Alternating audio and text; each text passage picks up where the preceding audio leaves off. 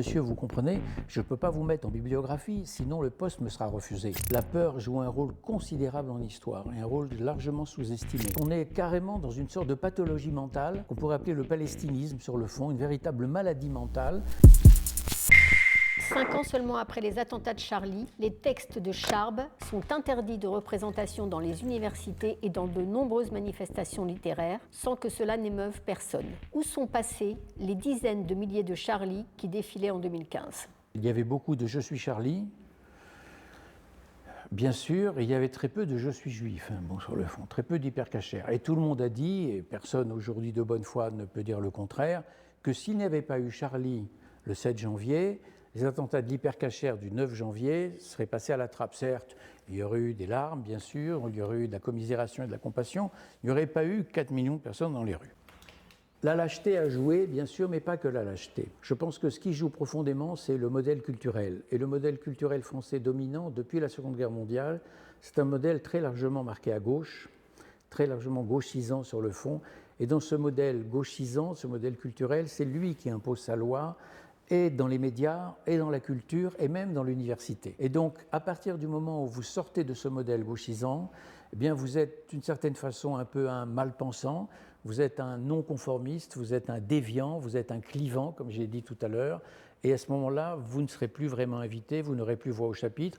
C'est vrai dans tous les domaines, c'est vrai dans le domaine médiatique où vous ne serez pas invité, c'est vrai à l'université où vous n'aurez pas le poste convoité parce qu'on prendra quelqu'un d'autre qui sera plus docile. Si vous citez tel ou tel auteur controversé en géographie, par exemple, je pense à quelqu'un en particulier, eh bien, vous savez qu'en citant simplement dans la bibliographie, vous ne serez pas pris au poste de maître de conférence ou au poste de professeur. C'est comme ça joue. C'est Christophe Guilluy, le géographe français, qui me le disait. Il me disait qu'un certain nombre d'étudiants en géographie venaient le voir parce qu'ils admiraient ses travaux, mais il lui disait « Monsieur, vous comprenez, je ne peux pas vous mettre en bibliographie, sinon le poste me sera refusé. » Parce qu'il est barré par l'université, parce qu'il fait partie des malpensants comme moi et comme quelques autres. C'est comme ça que ça fonctionne, si vous voulez. Donc un véritable totalitarisme intellectuel, qui confirme encore une fois le mot d'Orwell, c'est vraiment une emprise sur la vie intellectuelle qui fait que, sur le fond, pour des raisons qui sont largement liées au prisme idéologique de gauche, à savoir la mauvaise conscience coloniale, cette idée aussi que les peuples colonisés par définition sont des peuples innocents à perpétuité et que tout peuple colonisé ne saurait avoir été un peuple raciste, antisémite ou esclavagiste. Donc CQFD, les peuples arabes, ne sont pas porteurs d'une histoire esclavagiste, raciste, antisémite, ce qu'elle a été bien sûr. En un mot, on a une vision blanc et noire de l'histoire, pour enfants de 4 ans, si vous voulez, sur le fond, mais qui n'est pas de l'histoire. Bon. Et donc celui qui ne se conforme pas à ce modèle-là, eh bien, il est progressivement banni. Alors, à partir du moment où, au fil des années, on a considéré, vu le poids profond de l'islam en France sur le plan démographique, que les caricatures de Charlie Hebdo pouvaient peut-être susciter des désordres civils, etc., il y a eu de plus en plus de peur, de retrait, soit les uns par lâcheté, soit les autres de crainte d'alimenter l'islamophobie, comme ils disent, qui est un concept totalement erroné, soit d'alimenter le racisme anti-arabe ou anti-musulman. Et dans tous les cas de figure, on a eu un recul de la liberté d'expression. Ce qui est frappant, c'est qu'il y a 4 millions de personnes le 11 janvier 2015 et que les caricatures de Charlie Hebdo n'ont pratiquement, je crois, plus jamais été reprises. Sauf une fois, je pense, encore une fois, par Charlie Hebdo. Une seule fois. Et qu'après la mort de Samuel Paty en 2020, l'éducation nationale a eu beaucoup de mal à donner le nom de Samuel Paty à un collège. Ça vient d'être fait. Le collège, précisément, d'où il venait. Mais pendant des années, un certain nombre de collèges qui avaient été sollicités pour cela avaient refusé par peur des représailles. Voilà, c'est aussi la situation de la vie intellectuelle en France aujourd'hui. La promotion du vivre ensemble alimente une réécriture de l'histoire. Pouvez-vous nous en dire davantage ? Je vais donner l'exemple précis de la loi sur l'esclavage. La loi sur l'esclavage et sur la commémoration de l'esclavage a été votée en 2001. En mai 2001, c'est une loi dont la rapporteuse était la députée de Guyane, Christiane Taubira. Bon, c'est une loi très intéressante, mais la loi ne reconnaît qu'une seule traite. La traite occidentale, la traite atlantique. Or, il y a eu 3 traites dans l'histoire. La traite intra-africaine, la traite arabo-musulmane et la traite occidentale. À noter d'ailleurs que la traite occidentale est celle qui s'est arrêtée le plus tôt, au milieu du XIXe siècle, que l'esclavage y a été aboli, que la traite a été interdite à partir de 1818. Seule l'Europe l'a fait. Seule l'Europe a aboli l'esclavage. Je rappelle que la France a aboli l'esclavage. Victor Schoetcher, 1848, qui est au Panthéon. Bon. L'esclavage n'a pas été aboli ni en Afrique noire, ni dans les pays arabo-musulmans. Il a été finalement progressivement tombé en désuétude, mais il n'y a pas une véritable abolition sur le fond. Bon, eh bien, la loi Taubira, d'abord, ne prend en compte qu'une seule traite. Et quand je dis qu'il y a une réécriture de l'histoire, je fais référence à une interview de Christiane Taubira, 5 ans plus tard dans l'Express. Elle explique dans l'Express que ça n'est pas la peine de mettre l'accent dans les cours d'histoire sur la traite arabo-musulmane, parce que ça ne pourrait qu'aggraver le sentiment de culpabilité des jeunes enfants français issus de l'émigration maghrébine, qui ont déjà assez souffert comme cela. Ce n'est pas la peine de charger la barque, et donc il vaut mieux peut-être passer un peu à côté là-dessus. Donc on va s'arranger avec l'histoire, comme si cette population-là n'était pas jugée assez mûre pour affronter la vérité historique. En fait, c'est une sorte de regard colonial qu'on continue à porter sur elle, on continue à la considérer comme de grands enfants qui sont incapables de voir la vérité historique en face. C'est la même chose vis-à-vis des peuples arabes auxquels on ment systématiquement en disant « mais les communautés juives sont parties d'elles-mêmes, et même mieux, non seulement elles sont parties d'elles-mêmes, mais elles nous ont trahis, nous, peuples arabes, qui leur avons offert l'hospitalité quand l'Espagne et le Portugal les avaient jadis expulsés. » En fait, c'est une réécriture totalement erronée de l'histoire qui masque le fait que ces communautés ont bel et bien été exclues du monde arabo-musulman. Et quelque chose qui est frappant, c'est tout ce qui touche au combat pour le conflit israélo-arabe, par exemple, qu'on appelle conflit israélo-palestinien de façon erronée. On présente le combat pour la Palestine comme un combat anticolonialiste, sur le fond, alors qu'on fait l'impasse complète, parce qu'on n'en parle pas du tout dans les manuels d'histoire, sur l'origine même du sionisme, qui est d'abord et avant tout un mouvement d'émancipation nationale et un mouvement anticolonialiste au sens où toute la communauté juive de Palestine, d'avant l'arrivée des sionistes, est une communauté qui entend se libérer de la tutelle turque, ottomane, de la tutelle arabe, mais aussi de la tutelle de la dhimma musulmane, du statut du dhimmi imposé aux juifs et aux chrétiens. Donc en fait, c'est un véritable combat de libération nationale que le combat du sionisme, et ce combat, cette portée de libération nationale est totalement oubliée aujourd'hui, et on fait au contraire du combat palestinien, à savoir finalement le combat de l'ancien maître arabe qui ne supporte pas l'émancipation de l'ancien colonisé juif, un combat de libération, alors que si combat colonialiste il y a, c'est bien le combat des peuples arabes qui n'ont pas accepté l'émancipation des peuples qu'ils avaient jadis sous leur tutelle. Là, c'est un exemple de réécriture, mais qui est stupéfiant. Tout à l'heure, j'ai parlé d'orwellien. On est vraiment dans une réécriture orwellienne de l'histoire, quelque chose de fou, mais là, on entre déjà dans une autre catégorie intellectuelle, à savoir qu'on est carrément dans une sorte de pathologie mentale qu'on pourrait appeler le palestinisme sur le fond, une véritable maladie mentale qui fait penser à la pièce de Ionesco Rhinocéros.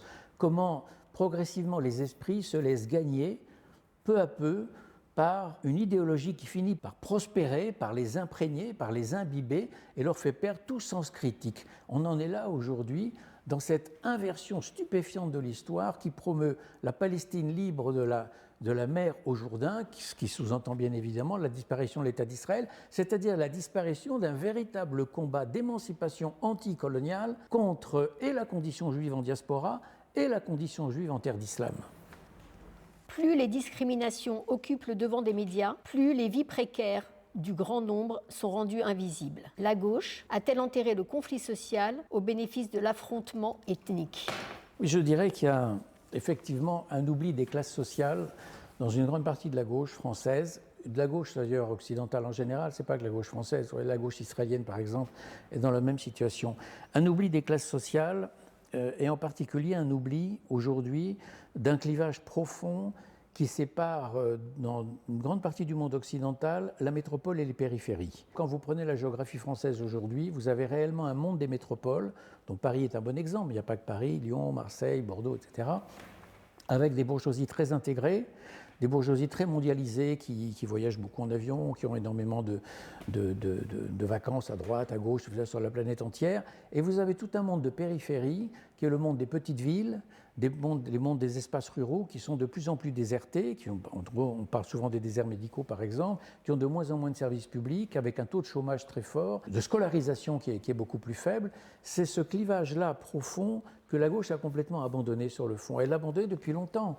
Quand vous regardez l'histoire de la gauche française, ça date du fameux tournant de la rigueur en 1983-84, quand François Mitterrand change de cap à partir de 83 et qu'en 84, il change de Premier ministre. Ça n'est plus plus Pierre Mauroy, mais c'est Laurent Fabius qui l'emporte à ce moment-là. Donc à ce moment-là, la gauche a épousé au contraire le combat sociétal et non pas le combat social. C'est-à-dire qu'elle a épousé le combat pour le mariage pour tous, ça a été l'un des grands thèmes du quinquennat de François Hollande, le combat pour la PMA, le combat pour la GPA, le combat pour les droits LGBT, par exemple, le combat contre l'homophobie, tout ça sont des combats parfaitement respectables, sauf que ce ne sont pas des combats centraux, ce ne sont pas des combats de classe, ce ne sont pas des combats sociaux, mais la vie du plus grand nombre, c'est-à-dire la vie des employés, des ouvriers de ce pays, la vie des petits paysans, c'est-à-dire ceux qui constituent plus des 2/3 de la population française, qui sont des vies écrasées, des vies mutilées, des vies piétinées sur le fond, les caissières de supermarchés par exemple, pour ne prendre que cela, les ouvriers au fin fond des fonderies de je ne sais quelle province française, tous ceux qui travaillent dur et qu'on ne voit jamais, les invisibles de la société française, ils sont tellement invisibles qu'ils n'apparaissent jamais dans les médias. C'est très frappant quand vous prenez les grands médias d'État comme France Inter ou France Culture. Des enquêtes ont été faites là-dessus pour voir quelle était l'origine sociale des gens invités sur une semaine. Mais c'est toujours les mêmes finalement. C'est-à-dire que la France des invisibles, les 2/3, on ne les voit jamais. Et c'est cette France-là aujourd'hui qui a basculé complètement du côté du Rassemblement national et qui a déserté le Parti communiste et les forces de gauche. D'ailleurs, ce qui est frappant, c'est que vous prenez une famille, aujourd'hui en France, vous constatez que les grands-parents ont voté communiste et les petits-enfants votent RN aujourd'hui. Et ce sont souvent dans les mêmes terres où on votait Parti communiste qu'on vote aujourd'hui RN. Et c'est pour ça d'ailleurs que le qualificatif d'extrême droite au RN est tout à fait inadéquat. Non, le RN est un parti populiste, c'est indéniable. Autoritaire, c'est indéniable. Mais ce n'est pas un parti d'extrême droite au sens classique du terme en politique. Ce n'est pas ça du tout. Donc oui, la gauche a abandonné le combat social au profit du combat sociétal. Et ça se manifeste entre autres dans la vie culturelle par ce fameux glissement de la vie intellectuelle à la vie moraliste. Toutes les questions que j'ai passées en revue, homophobie, etc., bon, tout ça, ce sont des combats très, très justes, mais ce sont des combats périphériques sur le fond. Ce ne sont pas des combats centraux. Les combats centraux, ça reste malgré tout le combat pour les services sociaux, le combat pour le salaire. Les salaires sont très faibles en France, tout le monde le sait, même s'il y a une redistribution sociale énorme, c'est la plus forte d'Europe. Et effectivement, vous avez toute une France qui n'a pas accès aux médias, qui n'est pas représentée. Et quand elle est représentée, elle est souvent moquée et caricaturée. Souvenez-vous du succès extraordinaire des Deschiens à la télévision. Les Deschiens, c'est une caricature, bien sûr, qui fait rire. Personne, effectivement, c'est très très drôle, indéniable.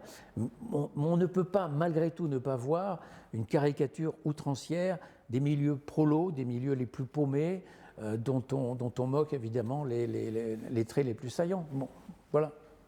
En 2002, Fouad Alaoui fait un discours dans lequel il explique que les musulmans donneront leur voix seulement à ceux qui leur permettront d'exercer leur foi dans la sphère publique et qui soutiendront le peuple palestinien. Que vient faire la Palestine dans la vie politique en France ? Vous avez raison, c'est une bonne question. Et vous avez l'exemple de Fouad Alaoui, mais il y a bien d'autres exemples. On a vu par exemple une liste à Maubeuge, une liste municipale à Maubeuge qui se présentait sur un programme municipal et dont le dernier point était la défense de la Palestine. Donc qu'est-ce que ça venait faire dans la vie municipale de Maubeuge, on se le demandait. Et ce n'est pas nouveau parce que, souvenez-vous, la liste Euro-Palestine avec Dieudonné, Soral et les autres, qui est une liste fondamentalement antisémite sur le fond, je crois tout simplement la raison, c'est tout simplement une raison démographique, c'est la question de l'immigration, c'est tout. L'immigration fait nombre. La démographie fait nombre et la démographie fait loi. Encore une fois, quand vous prenez un très grand nombre de problèmes politiques, vous êtes bien obligé d'en revenir toujours au facteur démographique. C'est Auguste Comte qui disait la démographie, c'est le destin. Quand on oublie la démographie, on ne comprend strictement rien aux situations politiques complexes. C'est la même chose quand on oublie la géographie. Je parlais tout à l'heure de Christophe Guilluy, les métropoles et les périphéries, c'est cela. On part d'abord de la géographie, on part ensuite de la démographie. À partir de là, vous avez la clé à un grand nombre de situations complexes. Eh bien là, vous avez une immigration d'origine arabo-musulmane en France qui se compte par millions, dont les descendants sont très nombreux. Combien, on ne sait pas, parce que les statistiques ethniques sont interdites en France, mais probablement plusieurs millions. Et en particulier l'immigration algérienne qui a été malheureusement formatée par un antisémitisme d'État en Algérie et qui a apporté avec elle, d'abord son antisémitisme, souvent, pas chez tous heureusement, et qui a porté avec elle également son obsession de la Palestine. Et qu'est-ce que c'est que cette obsession de la Palestine dans le combat arabe ? C'est exactement l'inverse de ce qui est présenté aujourd'hui. Ce n'est pas un combat anti-impérialiste, c'est un combat fondamentalement impérialiste. Pourquoi ? Parce que c'est le combat de la majorité arabe contre une minorité juive qui s'est révoltée contre le statut de dhimmi et dont on ne supporte pas aujourd'hui que le dhimmi, désormais, soit un sujet souverain qui parle en souverain sur la terre des aïeux qui s'appelle la terre d'Israël, sur le fond. Voilà. Donc on pourrait faire ici l'historique, ce n'est pas le sujet du conflit israélo-arabe, et on verrait, à preuve à l'appui, ce qu'est la réalité précisément de ce conflit. Donc en clair, en France, si on en est là aujourd'hui, c'est la démographie qui parle. Chez Agir ensemble, un débat s'est ouvert pour savoir si l'on devait nommer le mal que nous combattons. Ce mal, c'est l'islamisme. D'après vous, pour mieux le combattre, faut-il le nommer ? Par exemple, on ne combat pas le judaïsme ou le catholicisme, ce serait raciste. Alors comment combattre l'islamisme sans condamner l'islam ? Non, on peut combattre le catholicisme et le judaïsme sans être raciste. Le catholicisme, ça peut parfaitement se combattre sur le plan des principes religieux. Ça n'est pas faire montre de racisme envers les catholiques. C'est s'attaquer aux principes du catholicisme. On peut attaquer le judaïsme dans les principes de la religion juive sans s'attaquer aux juifs en tant que personne physique. Ça n'est pas du tout la même chose, on n'est pas dans le racisme ici. On peut donc s'attaquer à l'islam autant sur les préceptes de l'islam sans s'attaquer aux musulmans en tant qu'individus musulmans, parce qu'il n'y a pas de peuple musulman sur le fond. Bon. Mais cela étant, en termes de stratégie, c'est vrai que parler d'islamisme, ça évoque l'islam. Alors il est clair que l'islamisme vient de l'islam, je veux dire, ça c'est une banalité qu'il faut dire et redire. Et pour un grand nombre de spécialistes de l'islam, l'islamisme c'est aussi tout simplement la version la plus dure, la plus rigoriste d'un islam qui est par nature un islam politique et juridique. L'islam n'est que politique. Alors on peut dire islam politique, ce qui est une redondance, ce qui fait rire tous les islamologues à juste titre, parce que l'islam n'est que politique. Bon. Alors plutôt que de parler d'islamisme pour ne pas heurter un certain nombre de musulmans qui ont une pratique tout à fait pacifique de leur foi et qui ne sont pas du tout embarqués dans des croyances millénaristes et c'est une volonté de séparatisme musulman, il vaudrait mieux parler plutôt de séparatisme musulman. Ce serait beaucoup plus juste. Parce que ceux qui pratiquent leur foi en toute bonne foi, précisément c'est le cas de le dire, ceux-là n'ont pas forcément une pratique séparatiste. Ils ont au contraire peut-être dans leur vie personnelle, dans leur vie familiale, avec leurs enfants, une volonté d'intégration à la nation française. Donc si on parle de séparatisme musulman, peut-être que ça heurtera moins, ça passera davantage, si vous voulez, que le mot islamisme qui peut effectivement heurter sur le fond. Raymond Aron, en 1955, disait « Le phénomène décisif, ce sont les haines abstraites, les haines de quelque chose que l'on ne connaît pas, et sur quoi on projette toutes les réserves de haine que les hommes semblent porter au fond d'eux-mêmes. » En 1978, Yankelevitch a dit que l'antisionisme était l'aubaine providentielle des antisémites. Que pensez-vous de ces propos ? Le propos de Raymond Aron est fondé en histoire et c'est quelque chose, il met l'accent sur une tâche aveugle chez un grand nombre d'historiens, c'est tout ce qui touche aux grandes émotions populaires et la peur est une grande émotion, une émotion collective. La peur joue un rôle considérable en histoire et un rôle largement sous-estimé.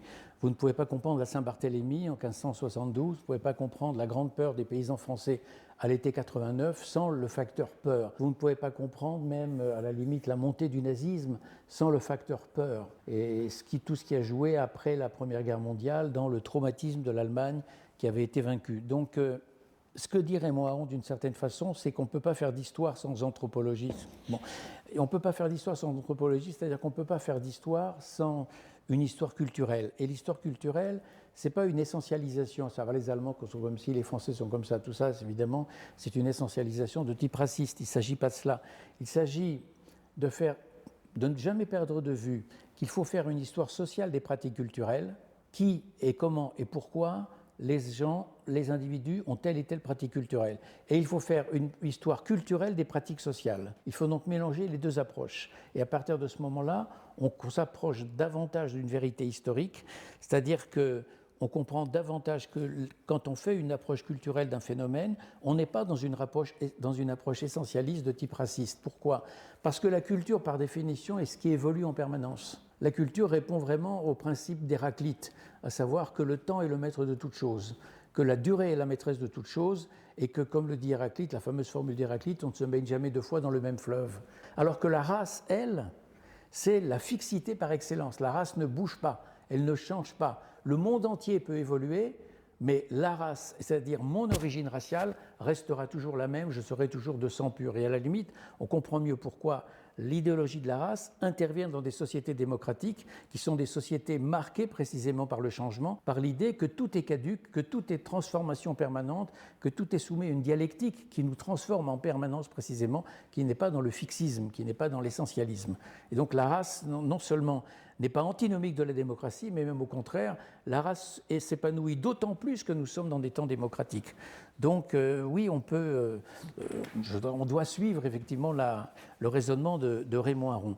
D'autre part, quand je dis que la peur joue un rôle fondamental, vous ne pouvez pas comprendre, par exemple, le passage chez Hitler dans la décision de la solution finale vis-à-vis des Juifs, c'est-à-dire du massacre général des Juifs, de l'expulsion des Juifs. C'est ça qu'il a en tête à partir de 1933. Il n'a pas en tête le massacre général.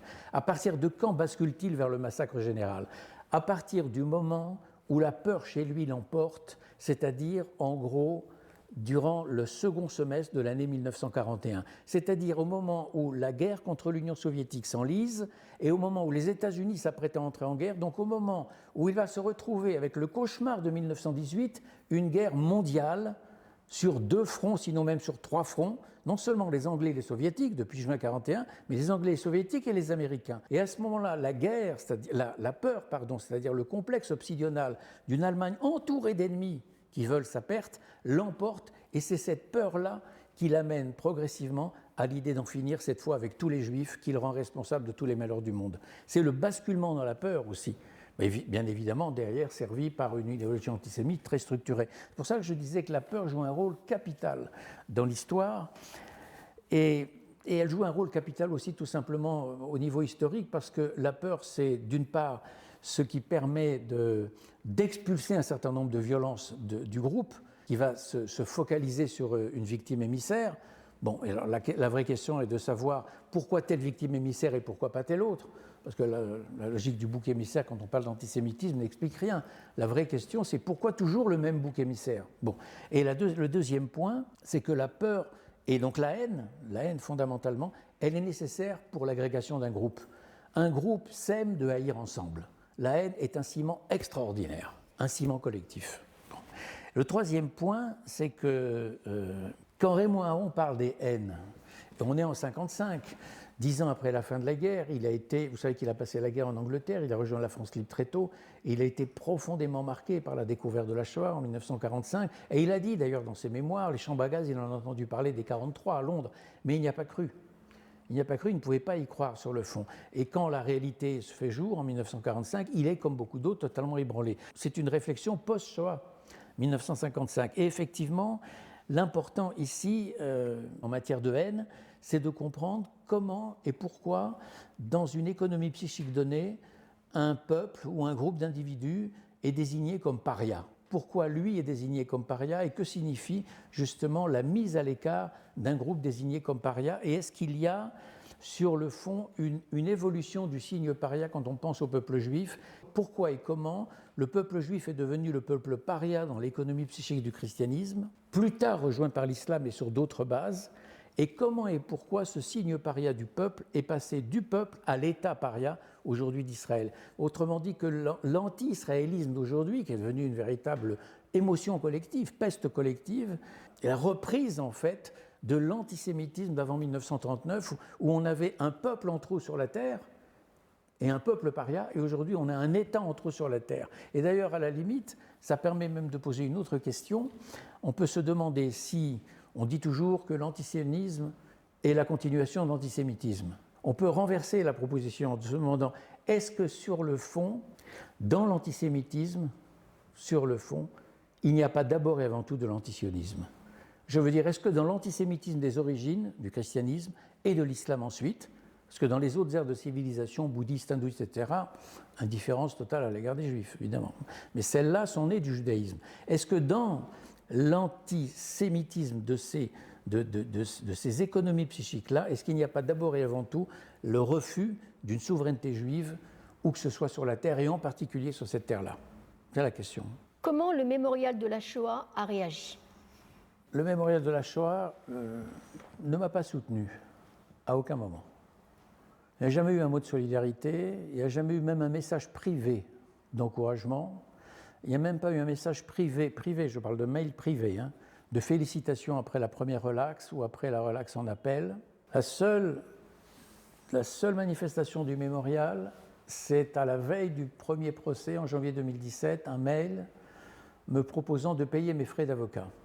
J'ai refusé parce que ce n'est pas ça que je demandais. Je demandais un soutien public du mémorial.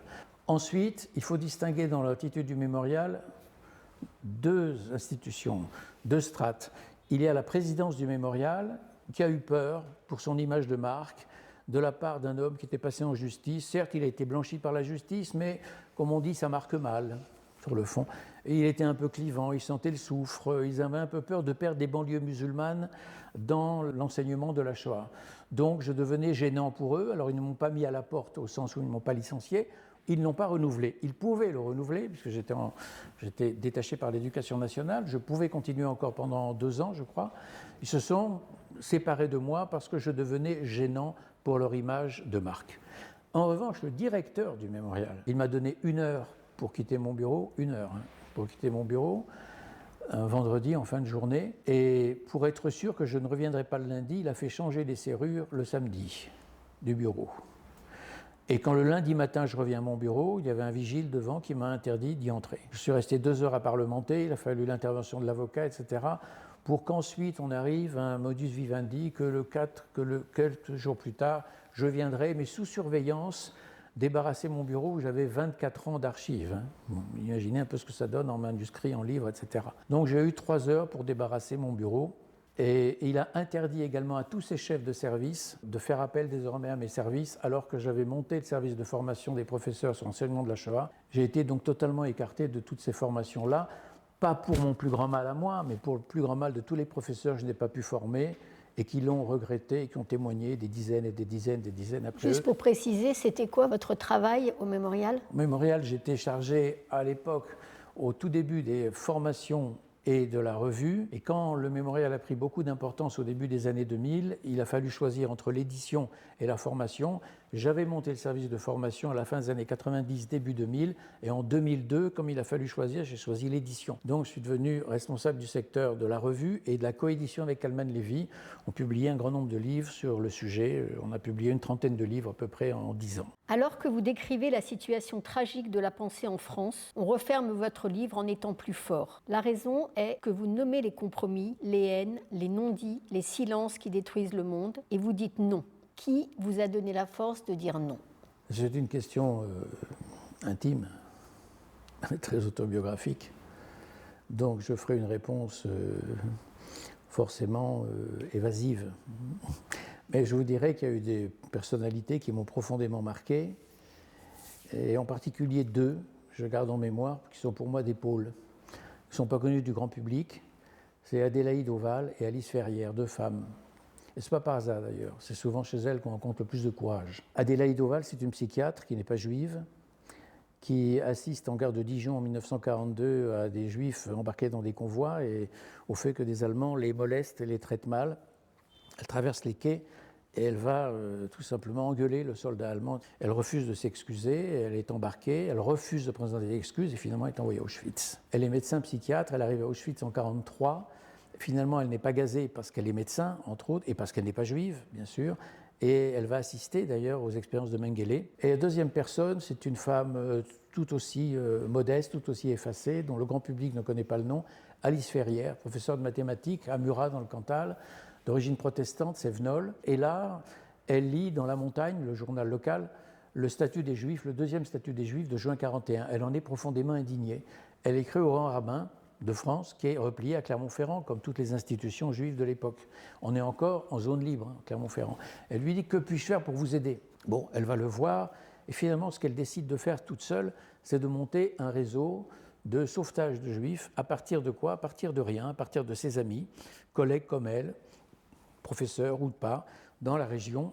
Elle monte ce réseau à partir de 1941 jusqu'en 1944, et elle va sauver une 60aine de personnes qu'elle prend en charge, qu'elle se charge de placer dans telle et telle ferme des environs, auxquelles elle fournit, par le biais de collectes, etc., un certain nombre de colis de nourriture, de colis de ceci, de colis de vêtements, etc. Bref, 60 personnes à partir de rien, à partir d'elle-même et d'un petit groupe d'amis qu'elle a constitué. Voilà, c'était Alice Ferrière.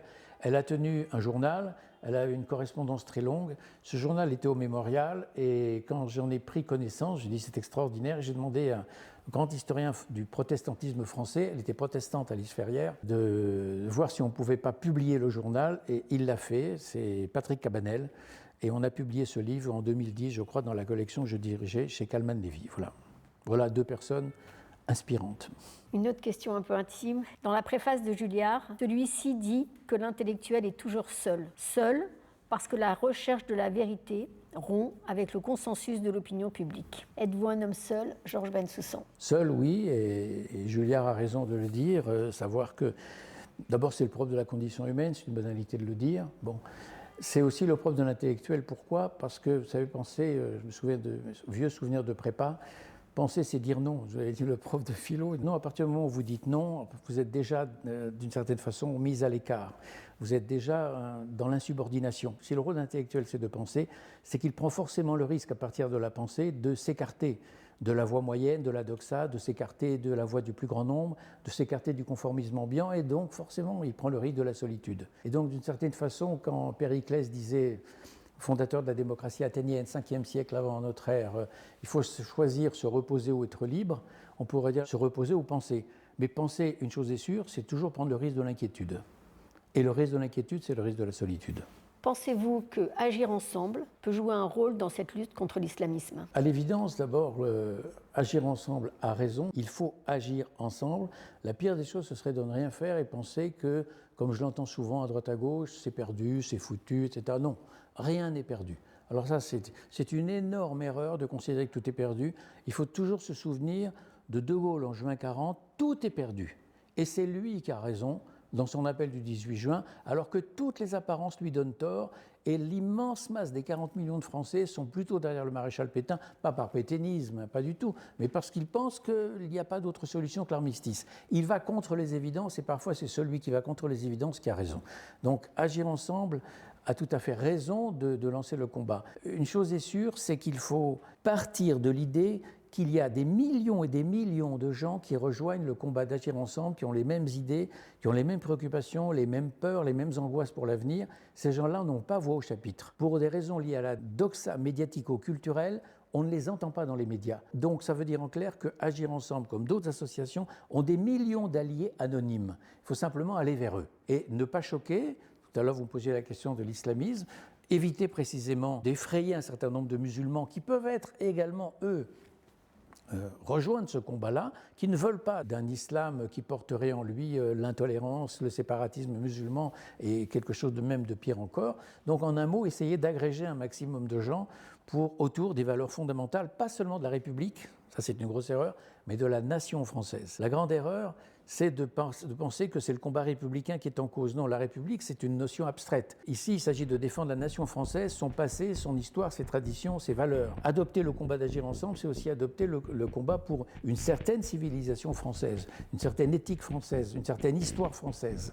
Il y a énormément de gens vers lesquels on peut aller, et simplement, il faut essayer de les trouver. Et ce n'est pas facile parce que le système médiatique est verrouillé.